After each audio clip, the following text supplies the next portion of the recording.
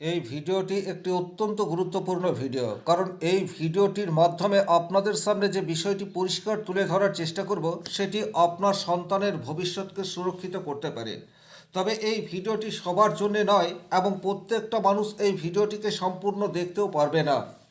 তবে এই ভিডিও আপনার বাড়িতে যদি কোনো ছেলে অথবা মেয়ে বা ভাইপো ভাইজি মাধ্যমিক পরীক্ষা দিচ্ছে, সেক্ষেত্রে অত্যন্ত মনোযোগ সহকারে ভিডিওটি দেখবেন, কারণ এই ভিডিওটিতে আমি আলোচনা করব মাধ্যমিকের পর কোন থিম নিয়ে পড়বে। থিম বলতে সায়েন্স, আর্টস না কমার্স, আবার যে থিম নিয়েই পড়ুক না কেন কোন সাবজেক্টের উপর ফোকাস করলে জাতকের ভালো কেরিয়ার তৈরি হতে পারে, এই বিষয়টি কিন্তু অত্যন্ত গুরুত্বপূর্ণ।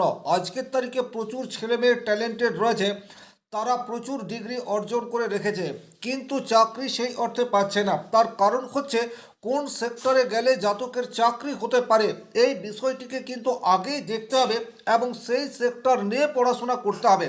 সেক্ষেত্রে কিন্তু একটা এভারেজ স্টুডেন্ট ভালো চাকরি পেয়ে যেতেই পারে। নমস্কার, আরও একটি নতুন ভিডিও আপনাদের স্বাগত জানাই। আমি শ্রী বিশ্বজিৎ। আজকে আপনাদের সামনে যে উদাহরণ কুণ্ডলীটি নিয়ে আলোচনা করব, এই উদাহরণ কুণ্ডলীর বার্থ ডিটেলস এখানটায় দেওয়া আছে, চাইলে দেখে নিতে পারেন।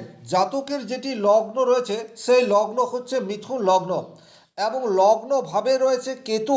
এই কেতু কিন্তু নিচস্থ। যখনই আমরা কোনো জন্ম ছক বিচার করব তখন কিন্তু লগ্ন সবচেয়ে গুরুত্বপূর্ণ বিষয়। তাহলে এখানে লগ্ন ভাবটি কিছুটা হলেও উইক হয়েছে একথা আমরা বলতে পারি, কারণ লগ্নে নিচস্থ কেতু অবস্থান করে রয়েছে। কিন্তু লগ্নপতি সে এখানে নিচ ভঙ্গ রাজযোগ করে দশমভাবে অবস্থান করে রয়েছে। এই জায়গাটিকে খুব ভালোভাবে আপনাদেরকে বুঝতে হবে। মিথুন রাশির অধিপতি গ্রহ হচ্ছে বুধ, যে বুধ মীন রাশির ঘরে আছে। মীন রাশিতে বুধ নিচস্থ, কিন্তু শুক্রদেব মীন রাশিতে উচ্চস্থ হয়। তাহলে যখন কোনো নিচস্থ গ্রহ উচ্চস্থ গ্রহের সংস্পর্শে আসবে তখন তার নিচ ভঙ্গ হবে, এটাই কিন্তু শাস্ত্রে উল্লেখ করা রয়েছে। তাহলে বুধ এখানে যথেষ্ট শক্তিশালী, এটা আমরা বলতে পারি। এর বাইরে আরও একটা কারণে বুধ এখানে অনেক বেশি শক্তিশালী, সেটা আমরা যখন গ্রহের ডিগ্রি দেখব তখন ওই বিষয়টি দেখব। তবে আপাত দৃষ্টিতে বুধ এখানে নিজভঙ্গ রাজ্যকারী প্ল্যানেট, সুতরাং লগ্ন এখানে খুব দুর্বল একথা বলা যাবে না। এবারে আমরা শিক্ষার বিচার, বিশেষ করে হায়ার স্টাডির বিচার, এটি পঞ্চম ভাব এবং নবম ভাব থেকে করতে পারি। তাহলে পঞ্চম ভাব প্রতি গ্রহ হচ্ছে শুক্র, তার কারণ মিথুন লগ্ন থেকে গুনলে 5 নম্বর ঘর হবে তুলা রাশির ঘর, আর তুলা রাশির অধিপতি গ্রহ হচ্ছে শুক্র।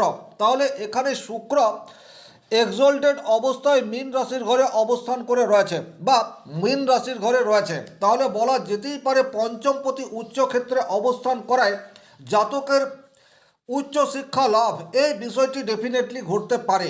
এবারে উচ্চতর শিক্ষা, সেটির জন্য কিন্তু আমরা নবম ভাবকে অত্যন্ত প্রায়োরিটি দেব। তাহলে নবম ভাবের দেবগুরু বৃহস্পতি অবস্থান করে রয়েছে। নবমভাবে বৃহস্পতি, আপনারা প্রত্যেকেই জানেন শিক্ষার কারক গ্রহ হচ্ছে বৃহস্পতি। আর নবমভাবে যদি বৃহস্পতি একা কোনো জন্মকুণ্ডলীতে থাকে তাহলে সেই জাতকের যে উচ্চশিক্ষা হবে এ বিষয়ে কোনোরূপ ডাউট নেই। তাহলে আমরা এখানে ত্রিকোণ যেটা দেখতে পাচ্ছি, অর্থাৎ লগ্ন, পঞ্চম এবং নবম, এই ত্রিকোণ অত্যন্ত শক্তিশালী এটা বলা যেতে পারে। আপনাদের মনে প্রশ্ন আসবে, লগ্নের নিচস্থ কেতু থাকার পরেও লগ্ন ভাবটি কী করে স্ট্রং হতে পারে?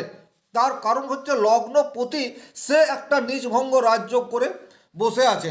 এর ফলে কিন্তু আমরা এই যে ত্রিকোণ তৈরি হয়ে রয়েছে, এই ত্রিকোণ শক্তিশালী, এটা আমরা ডেফিনেটলি বলতে পারি। তাহলে জাতকের উচ্চ শিক্ষা হবে, উচ্চ শিক্ষার ক্ষেত্রে সেই অর্থে বাধা ত্রিকোণ থেকে দেখতে পাওয়া যাচ্ছে না, কিন্তু আরও খুঁটিয়ে দেখলে কিছুটা প্রবলেমের জায়গা সেটা আমরা দেখতে পারি। সেই প্রবলেমের জায়গার কারক গ্রহকে, কারক গ্রহ হচ্ছে মঙ্গল। এখন আপনাদের মনে প্রশ্ন আসতেই পারে, মঙ্গলের সাথে শিক্ষার কি সম্পর্ক? শিক্ষার বিচার সেটি তো পঞ্চম ভাব নবম ভাব থেকে হয়, কিন্তু মঙ্গল হচ্ছে একাদশপতি। একাদশ ঘর থেকে আমরা সার্বিক সফলতা, এই বিষয়টির বিচার করে থাকি। একাদশ ভাবপতি গ্রহ মঙ্গল, সে কিন্তু জলরাশিতে অবস্থান করে রয়েছে। এই বিষয়টি কিন্তু আপনাদেরকে খুব ভালোভাবে বুঝতে হবে। মঙ্গল অগ্নিতত্ত্বের কারক গ্রহ, তার মধ্যে রয়েছে লড়াই করার ক্ষমতা। তাকে গ্রহদের সেনাপতি এই বিষয়টি বলা হয়েছে। আর এই মঙ্গল অগ্নিতত্ত্বের কারক গ্রহ হয়ে জলরাশিতে কর্কট রাশিতে অবস্থান করায় মঙ্গলের শক্তি সেটা হ্রাস পেয়েছে, এটা ডেফিনেটলি বলা যেতে পারে। সুতরাং এখানে একাদশপতি দুর্বল হওয়ার জন্য জাতকের সাকসেস রেট সেটা কিন্তু কিছুটা হলেও কমছে। এই জায়গাটি আপনাদেরকে খেয়াল রাখতে হবে। খুব সূক্ষ্মভাবে বিচার করলে কিন্তু ডেফিনেটলি আপনারা নিজেরাই বুঝতে পারবেন যে কোন জায়গাতে সমস্যা রয়েছে। এবং আমার এই ধরনের ভিডিওর একমাত্র উদ্দেশ্য রয়েছে যাতে করে আপনারা আপনাদের ছেলে মেয়েকে সঠিকভাবে গাইড করতে পারেন। উপযুক্ত থিম নিয়ে পড়াশোনা এবং সেই থিমকে কাজে লাগিয়ে বা সেই সাবজেক্টকে কাজে লাগিয়ে ভালো কেরিয়ার তৈরির অপরচুনিটি বেশি মাত্রায় আসবে যখন আপনি হরোস্কোপ ওয়াইজ এডুকেশন দেওয়ার চেষ্টা করবেন। এটা এই সিরিজের 7 নম্বর ভিডিও। এর আগে 6টি ভিডিও আছে, আপনারা খুব মনোযোগ সহকারে ওই ভিডিওগুলিও দেখে নেবেন। এর পরবর্তীতেও আরও হয়তো 4-5টি ভিডিও আসবে। সম্পূর্ণ সিরিজটি দেখলে কিন্তু আপনাদের মনের মধ্যে স্বচ্ছ ধারণা তৈরি হয়ে যাবে। আচ্ছা, তাহলে মঙ্গল এখানে একাদশপতি গ্রহ হয়ে নিজ ক্ষেত্রে অবস্থান করে রয়েছে। সুতরাং এখানে ওভার কনফিডেন্স এই বিষয়টি কিন্তু জাতকের মধ্যে চলে আসতে পারে। এই যে ওভার কনফিডেন্স, তার কারণ হচ্ছে এখানে নিচস্থ কেতু রয়েছে এবং মঙ্গল সে নিজ ক্ষেত্রে অবস্থান করে রয়েছে। দ্বিতীয় ভাব থেকে আমাদের বাক্য এই বিষয়টির বিচার করে থাকতে পারি। সুতরাং এখানে কিছুটা ইগোয়েস্টিক এই বিষয়টি এই জাতকের ক্ষেত্রে শিক্ষার পথে অন্তরায় বা বাধা সৃষ্টি করতে পারে। এছাড়া অন্য জায়গায় প্রবলেম সেই অর্থে নেই। আপনাদের মনে আরও একটা প্রশ্ন আসতেই পারে যে এখানে সপ্তমভাবে নিচস্থ রাহু অবস্থান করে রয়েছে, কিন্তু একটা কথা বলবো, এই রাহু জাতকের জন্য অভিশাপ নয়, এই রাহু জাতকের জন্য আশীর্বাদ। নিজ ক্ষেত্রগত রাহু সে কি করে আশীর্বাদ হতে পারে এটা বোঝার জন্য অবশ্যই ডিগ্রি এই বিষয়টিকে আমাদেরকে ভালোভাবে দেখতে হবে। তাহলে ওভারঅল যদি বলা যায়, এখানে আমরা শুধুমাত্র শিক্ষাক্ষেত্রের কারক গ্রহ হিসেবে শুক্রকে পাচ্ছি এবং এই শুক্র লগ্নকুণ্ডলিতে দশমভাবে অবস্থান করে রয়েছে। তাহলে শিক্ষা এবং কর্ম এই দুটিই শুক্রের উপর নিয়ন্ত্রণ করছে, এই বিষয়টি কিন্তু আমরা ডেফিনেটলি বলতে পারি। তাহলে এখানে আমরা শুক্রকে দেখতে পাচ্ছি অপর দুটি গ্রহের সাথে সংযুক্ত অবস্থায়, বুধ এবং রবি। তাহলে যখনই বুধ রবি শুক্র এক রাশিতে অবস্থান করবে এবং স্ট্রংলি অবস্থান করবে, ডেফিনেটলি এটি কম্পিউটার সায়েন্স নিয়ে পড়ার ছক, এ বিষয়ে কোনোরূপ ডাউট নেই। কম্পিউটার সাবজেক্ট একটা অনেক ভাস্ট, অনেক বিশাল এবং সেটার জন্য যথেষ্ট মেরিট দরকার। এই জাতকের মধ্যে কিন্তু সেই মেরিট সেটা ডেফিনেটলি রয়েছে। ধৈর্য অত্যন্ত প্রয়োজন, সেই ধৈর্য এই জাতকের মধ্যে ডেফিনেটলি রয়েছে। ধৈর্যের কারক গ্রহ হচ্ছে চন্দ্র এবং শনিদেব। আপনারা দেখতে পাচ্ছেন চন্দ্র এখানে স্বক্ষেত্রী হয়ে অবস্থান করে রয়েছে। সুতরাং ধৈর্য এই বিষয়টি ডেফিনেটলি রয়েছে এবং কনসেন্ট্রেশন এক জায়গায় ধরে রাখা, লক্ষ্য স্থির রাখা, সেটার জন্য শনিদেবের পজিটিভ ভাইব্রেশন এটা প্রয়োজন হয়।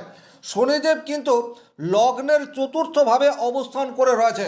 চতুর্থ ভাব থেকে আমরা স্থায়িত্ব বা স্টেবিলিটি এই বিষয়টির বিচার করতে পারি। আবার চতুর্থ ভাব সেটি কন্যা রাশির ঘরে পড়ছে। কন্যা রাশির অধিপতি গ্রহ হচ্ছে বুধ, যার সাথে শনিদেবের মিত্রতা সম্পর্ক রয়েছে। তাহলে আমরা ডেফিনেটলি বলতে পারি চন্দ্র এবং শনিদেব জাতককে পেশেন্স এবং লক্ষ্যে স্থির থাকার মানসিকতা দুটি দিতে পারে। তাহলে এখানে আমরা সামগ্রিকভাবে যদি বাচ্চাটিকে দেখি, সেক্ষেত্রে কিন্তু পরিষ্কার দেখতে পাওয়া যায় যে এই জাতক যথেষ্ট মেরিটিয়াস এবং এই জাতক যদি কম্পিউটার সায়েন্স নিয়ে পড়ে সেক্ষেত্রে কিন্তু ভালো রেজাল্ট এবং ভালো কেরিয়ার এই দুটি এই জাতকের কাছে আসবে। তবে যে কোনো ডিসিশন ফাইনাল করার পূর্বে দুটো বিষয়কে খেয়াল রাখতে হবে। একটা হচ্ছে গ্রহের ডিগ্রি এবং অপরটি হচ্ছে দশা এবং অন্তর্দশা। যদি দশা সাপোর্টিভ না হয় সেক্ষেত্রে বারবার প্রতিবন্ধকতা এই বিষয়টি আসবে। আর যদি গ্রহের ডিগ্রি ঠিকঠাক না থাকে সেক্ষেত্রেও কিন্তু প্রতিবন্ধকতা এই বিষয়টি আসবে। তাহলে এই দুটি বিষয়কে দেখার জন্য আমরা ডিগ্রি এবং নক্ষত্র এই বিষয়টিকে দেখব। খুব ভালোভাবে যদি আমরা ডিগ্রি এবং নক্ষত্রগুলিকে বোঝার চেষ্টা করি সেক্ষেত্রে বুঝতে পারবো এই জাতকের রাহু কেন অভিশাপ নয় আশীর্বাদ। নিজ ক্ষেত্রগত রাহু এই জাতককে পজিটিভ রেজাল্ট কেন দেবে, তার উত্তর কিন্তু এই ডিগ্রিগুলির মধ্যে লুকিয়ে রয়েছে। প্রথমত দেখুন, জাতকের লগ্ন রয়েছে 19 ডিগ্রিতে, সুতরাং বলা যেতে পারে লগ্নটা অনেক বেশি স্ট্রং রয়েছে। এখন এই যে লগ্ন 19 ডিগ্রিতে এবং লগ্নের জন্য লগ্নপতি সবচেয়ে বেশি গুরুত্বপূর্ণ, তাহলে আমরা জন্মকুণ্ডলিতে দেখেছি মিথুন লগ্ন, মিথুন লগ্নের অধিপতি গ্রহ হচ্ছে বুধ, বুধ রয়েছে 21 ডিগ্রিতে, এটা কিন্তু অত্যন্ত গুরুত্বপূর্ণ। লগ্নের খুব কাছাকাছি রয়েছে লগ্নপতি এবং বুধ এই জাতকের জন্য অনেক বেশি কার্যকরী। তার কারণ হচ্ছে বুধ রয়েছে নিজের নক্ষত্রে অর্থাৎ রেবতী নক্ষত্রে, রেবতী নক্ষত্রে থাকার জন্য এই বুধ অনেক বেশি শক্তিশালী। তাছাড়া বুধ শক্তিশালী হওয়ার আরও একটি কারণ রয়েছে, রবির যে ডিগ্রি তার যে 10 ডিগ্রির ডিফারেন্সে রয়েছে, এখানে রবি রয়েছে 10 ডিগ্রিতে এবং বুধ রয়েছে 21 ডিগ্রিতে, সুতরাং ডিগ্রিগত দিক দিয়ে 11 ডিগ্রির ডিফারেন্স এটা দেখতে পাওয়া যায়। সুতরাং এখানে বুধ কম্বাস্ট অবস্থায় রয়েছে বা বুধ দগ্ধ অবস্থায় রয়েছে, এটি কিন্তু বলা যাবে না। তাহলে লগ্নে নিচস্থ কেতু থাকলেও যেহেতু লগ্নপতি অনেক বেশি শক্তিশালী অবস্থাতে রয়েছে, সুতরাং নিচস্থ কেতুর নেগেটিভ ইম্প্যাক্ট খুব বেশি মাত্রায় পড়বে না, এটি বলা যেতে পারে। এরপর শিক্ষার জন্য যে গ্রহটিকে অত্যন্ত গুরুত্ব সহকারে দেখতে হবে সেই গ্রহটি হচ্ছে শুক্র। মিথুন লগ্ন সাপেক্ষে পঞ্চম ঘরের অধিপতি গ্রহ হচ্ছে শুক্র। তাহলে শুক্রের ডিগ্রিটা দেখুন 28 ডিগ্রি, 28 ডিগ্রিতে শুক্র রয়েছে, একটু উইক এটা বলা যেতে পারে শুধুমাত্র ডিগ্রি এই বিষয়টিকে খেয়াল করলে। কিন্তু নক্ষত্রটা দেখুন রেবতী নক্ষত্র অর্থাৎ লগ্নপতির নক্ষত্রে রয়েছে, এই যে লগ্নপতির নক্ষত্রে রয়েছে, সুতরাং এখানে শুক্র জাতককে পজিটিভ রেজাল্ট দেবে, এটি আমরা আশা করতে পারি। তাহলে পঞ্চম ঘরের অধিপতি গ্রহ শুক্র সে দশমভাবে এক্সল্টেড অবস্থায় রয়েছে লগ্নপতির নক্ষত্রে, সুতরাং শুক্র এখানে অনেক বেশি স্ট্রং, এটা কিন্তু ডেফিনেটলি বলা যায়। তাহলে আপনার উচ্চ শিক্ষার কারক গ্রহ সেও হচ্ছে শুক্র এবং প্রফেশন বা চাকরির কারক গ্রহ সেটাও হচ্ছে শুক্র, আর এই শুক্র স্ট্রং অবস্থায় রয়েছে। এবং শুক্রের সাথে যদি রবির ডিগ্রিগত ডিফারেন্স দেখেন তাহলে সেটাও অনেক বেশি রয়েছে, সুতরাং শুক্র এখানে কম্বাস্ট হয়নি, এটা বলা যেতে পারে। তাহলে আমরা দশমভাবে যে তিনটি গ্রহকে দেখতে পাচ্ছি রবি, শুক্র এবং বুধ, এই রবি শুক্র বুধ জাতকের ভালো কেরিয়ার তৈরি করতে যথেষ্ট সহযোগী ভূমিকায় থাকবে, এ বিষয়ে কিন্তু কোনোরূপ ডাউট নেই। এখন রাহু এই জাতকের জন্য আশীর্বাদ কেন, দেখুন রাহুর ডিগ্রিটাকে খুব ভালোভাবে লক্ষ্য করুন। রাহু রয়েছে 23 ডিগ্রিতে, দুটো বিষয় রয়েছে কোথায়, ধনু রাশির ঘরে, ধনু রাশির অধিপতি গ্রহ হচ্ছে বৃহস্পতি, যে এই জন্মকুণ্ডলী সাপেক্ষে নবমভাবে রয়েছে, ভাগ্যস্থানে বৃহস্পতি রয়েছে, সুতরাং রাহুর নেগেটিভ ইম্প্যাক্ট এখানে অনেকটা কমিয়ে দিল। আর রাহু রয়েছে এখানে পূর্বাষাঢ়া নক্ষত্রে অর্থাৎ শুক্রের নক্ষত্রে, সুতরাং শুক্র এই জাতকের শিক্ষার কারক গ্রহ এবং কর্মের কারক গ্রহ, তার নক্ষত্রে রয়েছে এখানে রাহু, সুতরাং রাহু সেও কিন্তু মডার্নিস্টিকের কারক গ্রহ বলা যেতে পারে, কম্পিউটারের কারক গ্রহ বলা যেতে পারে। যখনই আপনি রাহুর ভাইব্রেশনকে কাজে লাগানোর চেষ্টা করবেন তখন এই নিচ রাহু আপনাকে পজিটিভ রেজাল্ট দেবে। শুধুমাত্র কোন ঘরে আছে এখান থেকে বিচার করলে হবে না, জ্যোতিষের প্রচুর সূত্র রয়েছে, কোন সূত্রটি কোন জন্মকুণ্ডলীর জন্য উপযুক্ত এটা নির্বাচন করাই একজন প্রকৃত অ্যাস্ট্রোলজারের কাজ।